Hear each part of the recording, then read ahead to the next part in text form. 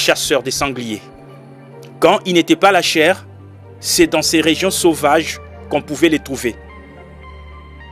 Il aimait se divertir dans la nature, en pratiquant quelquefois la pêche ou la chasse.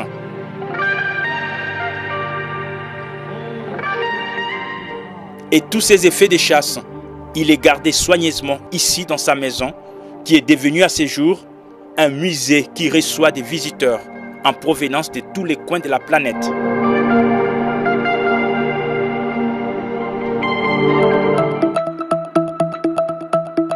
Frère Branham a, au cours de son ministère, fait le tour du monde.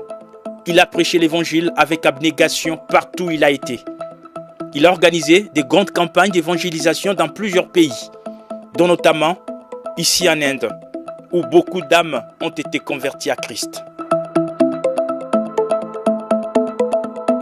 Frère Branham a aussi visité le continent noir, l'Afrique, avec de puissantes réunions de réveil tenues dans différents endroits. Parmi les plus mémorables, on parle de celles organisées ici dans la ville de Durban, en Afrique du Sud, en 1951. Selon les rapports, plus de 100 000 personnes ont assisté à ces campagnes de guérison, où des milliers de malades furent guéris.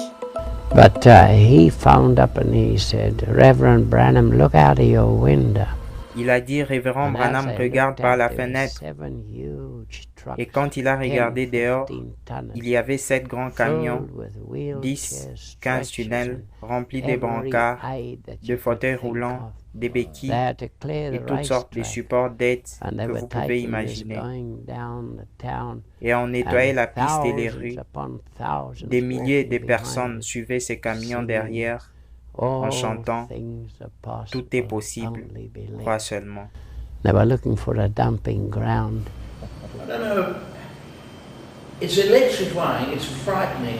Je ne sais pas, c'était électrisant, c'était effrayant, c'était génial.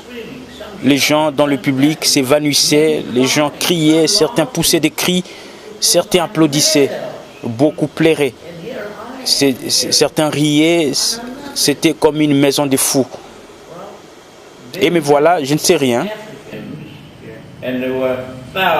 Alors les Africains, ils étaient des milliers et ils se sont déchaînés.